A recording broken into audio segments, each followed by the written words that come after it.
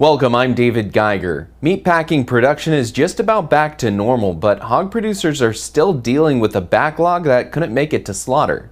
Destroying animals comes with a huge cost, and while coronavirus is still taking its toll, pork packing plant production is just 1% or 2% below last year, mainly because of new safety measures. But there is still a toll of sick or dead plant workers. On the farmer level, the backlog has led to depopulating animals. Iowa Senator Chuck Grassley says he's partnering with others to introduce a bill to help farmers dispose of animals. Iowa has made some moves towards this on the state level, but Congress has not yet authorized direct aid for euthanization and disposal. Producers have been very innovative with methods to avoid depopulation and donating hogs where possible. Still, estimates from the National Pork Producers Council shows 1 million hogs euthanized to date with a backlog of 1.2 million head. The House Agriculture Appropriations Subcommittee has approved the 2021 Ag Appropriations Bill.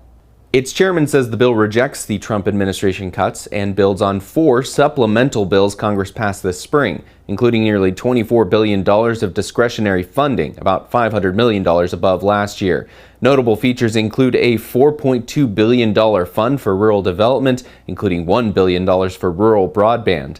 The bill has $68 billion in mandatory spending for the Supplemental Nutrition Assistance Program, and also blocks USDA from granting line speed waivers at meat processing facilities during the public health emergency. Mostly right in the markets, our analyst Jeff Caprellian has the details. So far this week, we've seen nothing but really retracements. The question now is, have these markets topped, or are they just taking a little bit of a breather? Certainly, we have heat in the forecast, right? And that's sort of the main thing that's getting guys really bulled up. And we still do have quite a few fun shorts. And the notion that they have to cover is still very prevalent in the market. And with corn specifically, the interesting thing is there are a bunch of commercial longs.